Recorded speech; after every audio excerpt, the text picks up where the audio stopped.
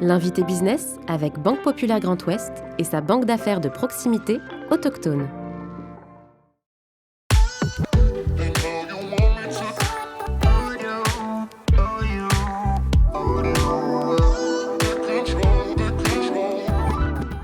Bonjour Julien Bonnel.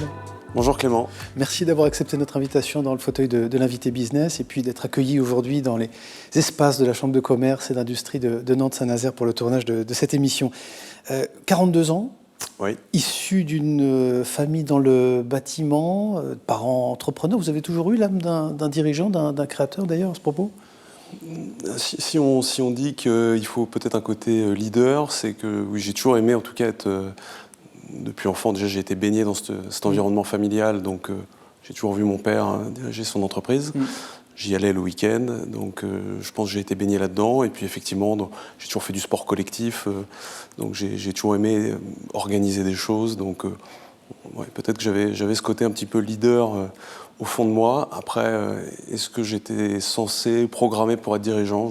J'en suis pas sûr. Alors justement, ce sentiment ou cette envie de diriger quand même, et la rencontre avec la famille Leleu, Ouais, tout à fait. quel souvenir vous en gardez ? On va en parler, parce que c'est eux qui ont dirigé, qui ont repris à la famille des fondateurs, ouais. L'ACMAR. Et quel souvenir vous gardez de cette rencontre ? Ah bah c'est une rencontre qui a changé ma vie, ça c'est clair. La famille Leleu, donc effectivement, moi je programmais justement sur un nouveau poste et eux commençaient à préparer leur départ en retraite. C'était dans plusieurs années. Et leurs enfants, en fait, ils ont 3 enfants, n'étaient pas spécialement intéressés pour la reprise de l'entreprise. Et ils ont pensé à moi. Alors, Pascal Leleu était un proche, un ami de mon père. Et je pense qu'après concertation en couple, puisque c'était un couple dirigeant, ils ont estimé que j'avais peut-être le potentiel pour déjà les rejoindre, pour prendre la direction générale de l'ACMAR, en me proposant d'être associé minoritaire à leur côté. Et puis, si ça se passait bien, au bout de quelques années, de prendre leur suite, et c'est ce qui s'est passé. Bon, donc, une rencontre importante. Poser évidemment la question à eux directement, mais selon vous, qu'est-ce qui a fait de vous le bon candidat ? Alors effectivement, il répondrait peut-être mieux que moi. C'est pas évident, mais non, mais c'est l'enfant du pays, c'est la proximité. Ouais. Je pense que humainement, il sentait que l'ACMAR, c'était une entreprise avec un engagement très très fort, et que je pense que je pouvais être le leader. J'avais une culture quand même un peu industrielle. J'avais les bases d'un grand groupe. Donc il pensait que pour diriger une PME, il faut quand même des bases solides sur toutes les matières, que ce soit la finance, que ce soit le commerce. L'aspect commercial, je pense aussi, qui leur plaisait, parce qu'ils estimaient qu'un dirigeant de PME, ça doit être le premier commerçant de l'entreprise, le dirigeant.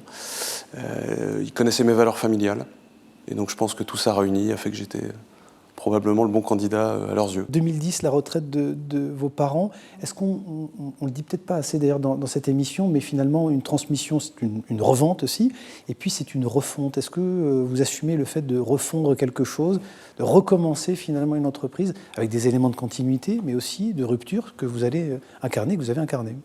Les éléments de rupture, déjà 5 ans avant, il y en a eu un, c'est en 2005 en fait, on était à questionner sur un investissement, on partait sur notre premier bâtiment avec mon frère, et puis on propose à notre père de partir à fond sur le bâtiment, le Saturbois, parce qu'on y croyait, et mon père nous a dit, moi le bâtiment j'ai déjà donné dans les années 90 où ça s'était pas super bien passé, il était plus sur le travaux d'aménagement extérieur, il dit si vous y allez, vous organisez, mais je vous laisse faire. J'ai pas envie de dire forcément les pieds. Bon, il a quand même remis les pieds un peu, mais du coup, nous, on y est allé à fond là-dessus. On s'est dit, nous, on y croit dans le Saturbois, donc on veut investir là-dessus. C'est notre souhait à tous les deux. Et en 2010, quand on a repris, là où on dit un grand merci à nos parents, c'est que nos parents nous ont vraiment laissé faire la reprise, et puis nous ont laissé diriger l'entreprise. Ils étaient présents là, pendant quelques années au conseil d'administration, etc. Mais sinon, au quotidien, ils n'étaient plus dans l'entreprise. Non, d'accord. Non. Et ça, pour nous, ça nous a bien servi. C'est-à-dire qu'on a vraiment pris nos marques, on a pu prendre nos marques, ce qui n'aurait pas été forcément évident s'ils avaient toujours été présents. Raisonnez aussi parce que vous proposez à vos investisseurs des projets innovants, responsables et porteurs de sens pour les territoires de demain. Qu'est-ce que ça veut dire très concrètement dans les opérations que vous conduisez ? Qu'est-ce que ça dit de l'attention particulière de ces investisseurs ? Alors c'est vrai que c'est porteur de sens, ça peut être porteur pour les territoires, etc. Ça peut être des mots, j'allais dire, un peu tout faits et dans lesquels on met un petit peu tout. Nous, on s'attache, en fin de compte, sur le territoire aujourd'hui, par exemple. On est très fiers d'avoir participé à notre niveau à l'acquisition, notamment de l'école du design ici, juste en face, sur la partie bureau-activité non prise par l'école du design.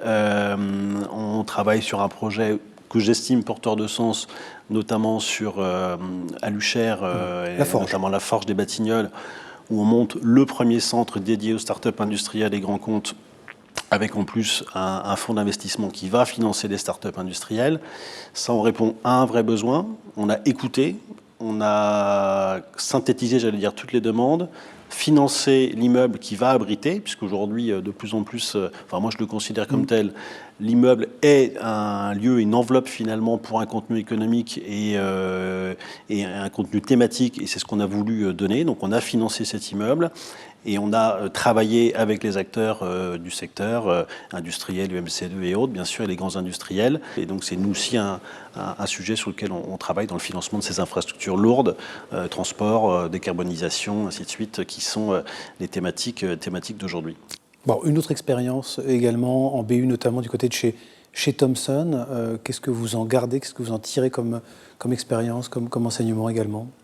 Thomson, un grand groupe, évidemment, on le sait, constitué. Oui, Thomson, c'est un grand groupe. Après, un grand groupe japonais. Je suis passé au groupe français, Thomson Multimédia. À l'époque, Thierry Breton était à la présidence du groupe. Personnage hyper inspirant, parce que capacité à mener des hommes. Alors, il n'est pas perçu toujours comme ça. En tout cas, chez Thomson, il a laissé une très très bonne image. Là, ce qui était intéressant, en ce qui me concerne, ce qu'on me proposait, le challenge, c'était d'avoir une activité un peu plus globale, un peu plus mondiale, et de pouvoir un petit peu aller voir ce qui se passe de l'autre côté de l'Atlantique, mais aussi en Asie. J'ai passé beaucoup de temps en Asie, j'ai découvert l'Asie à cette époque, enfin l'Asie. Hors Japon, je connaissais beaucoup le Japon, mais je ne connaissais pas la Chine, je ne connaissais pas l'Asie du Sud-Est. Là, ça m'a permis de regarder un peu ce qui se passait de ce côté-là. Et l'expérience japonaise était très utile parce que l'interculturalité, on l'apprend... je l'avais déjà connue, j'avais déjà passé 1 an à naviguer en eau trouble et à rien comprendre de ce qui se passait autour. Et voilà, ça m'a beaucoup servi au sein du groupe Thomson pendant 6 ans. Et alors en 2006, création, parce qu'évidemment, l'aventure entrepreneuriale, en tout cas cette fois-ci, se concrétise avec la création de Formode Technologies. On est quoi dans la synthèse de la tech et du design à l'époque? C'est ça qui vous, en tout cas, rapproche fait naître Formode Technologies? En fait, une des activités de Thomson Multimédia, qui était la télécommande, était une activité qui, on va dire, était un peu en perte de vitesse parce que Thomson, à l'époque, avait vendu l'activité télévision, donc le marché interne s'amenuisait, on va dire. Et moi, j'avais une grande frustration dans cette activité télécommande. D'un côté, dans le groupe Thomson, on avait Team Tom, qui était le groupe de design créé à l'origine par Stark. Donc, il y a eu un vrai engagement dans le design et dans la réflexion utilisateur. Et puis de l'autre côté, les télécommandes, on faisait vraiment de l'interface utilisateur sans utiliser les méthodes du design. Donc quand j'ai créé Formode, la pierre angulaire, ça a été de se dire, on va créer une équipe de design solide, parce que finalement, les gaps technologiques à lever n'étaient pas si élevés.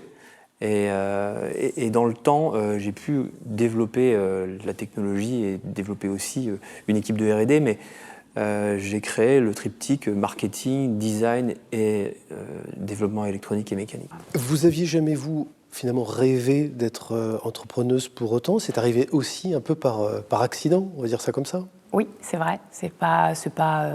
D'ailleurs, c'est pas ce qui m'a motivée. J'avais pas envie de créer une boîte. C'était pas ça le sujet. Moi, ce qui me motive, c'est le projet. Donc, quels que soient les projets, le projet d'architecture, le projet quand je suis à l'école de commerce, le projet quand je participe aux réflexions de Ouest France sur la stratégie au conseil de surveillance. Enfin, c'est pour ça que je dis c'est le projet, c'est comment est-ce qu'on va au-delà, comment on réinvente les choses, comment est-ce qu'on est différent, comment est-ce qu'on est créatif dans un projet qui est posé différemment à la base. Enfin, c'est ça que je trouve tout à fait enthousiasmant, et c'est pour ça que j'ai pas la crainte de... Souvent, les chefs d'entreprise, Et on en discutait avec certains confrères il n'y a pas longtemps. Les chefs d'entreprise ont peur de l'arrêt de l'entreprise à un moment. Moi, je n'ai pas peur de ça parce que je trouve qu'il y a tellement de choses à faire que je n'aurai jamais assez de ma vie pour faire tout ce que j'ai envie de faire. Donc, alors, des projets, mais aussi des rencontres qui sont déterminantes. On parlait évidemment de vos parents qui ont, je dirais, dessiné, si je puis dire aussi, cette carrière, en tout cas cette trajectoire, ou déterminé cette trajectoire-là. Et puis il y a cette rencontre aussi avec François Pommier, il faut nous en parler. Comment il a construit, justement, c'est le bon mot aussi, votre vie. Vous me prenez à revers sur plein de sujets, c'est marrant. François Pommier, effectivement, c'est un architecte qui me donne ma chance à l'époque. Je suis étudiante à l'école d'architecture. Il est président de l'ordre et effectivement, il m'offre la possibilité de travailler chez lui. C'est une opportunité, une violence, parce qu'on se rend compte de ce que c'est que le métier d'architecte quand on commence à bosser. Parce que quand on est en école d'architecture, on idéalise un peu le boulot.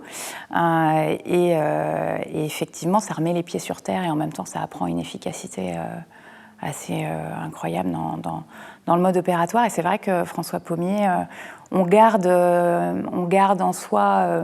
moi, j'ai gardé ça en moi, en tout cas, je lui suis reconnaissante parce que il m'a appris beaucoup. Et quand je commence à penser à l'entrepreneuriat, on a la trouille quand on commence à penser à l'entrepreneuriat. Donc, on veut sécuriser ses arrières. Et il me dit, Valérie, de toute façon, il me voit à l'époque. Il me tutoie maintenant, mais j'arrive pas à le tutoyer, c'est terrible. C'est resté. C'est terrible. Et il me dit, mais si demain... vous souhaitez démarrer une entreprise, c'est à 400% et c'est pas à mi-temps. De quoi d'ailleurs peut-être êtes-vous le plus fier quand vous regardez aller derrière votre épaule en termes de réalisation, vos clients que vous avez servis, c'est les collaborateurs qui vous accompagnent C'est tout le monde. Entreprendre, je trouve que ça permet de devenir un homme ou une femme. Ça apprend à se construire, ça apprend à grandir, ça apprend à se connaître. Et je trouve que c'est déjà un super cadeau pour soi-même, parce qu'on est sans arrêt dans des nouveaux défis, des nouveaux challenges.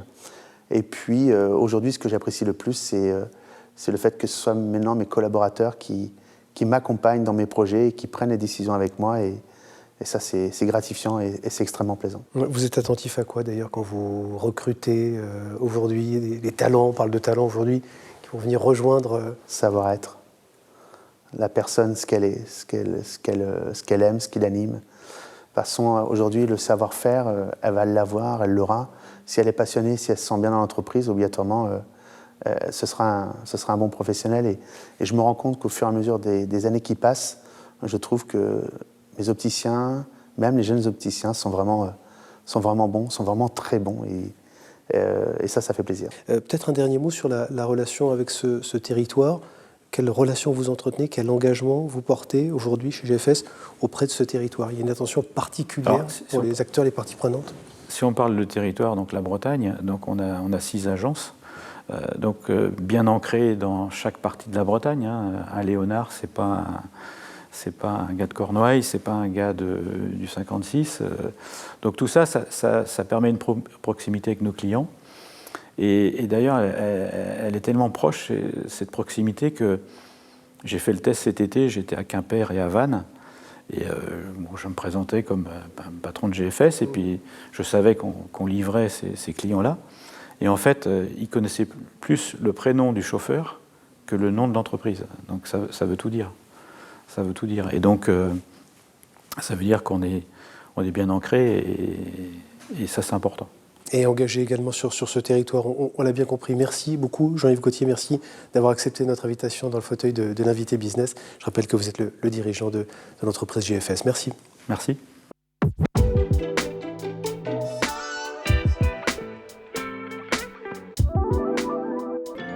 L'invité business avec Banque Populaire Grand Ouest et sa banque d'affaires de proximité autochtone.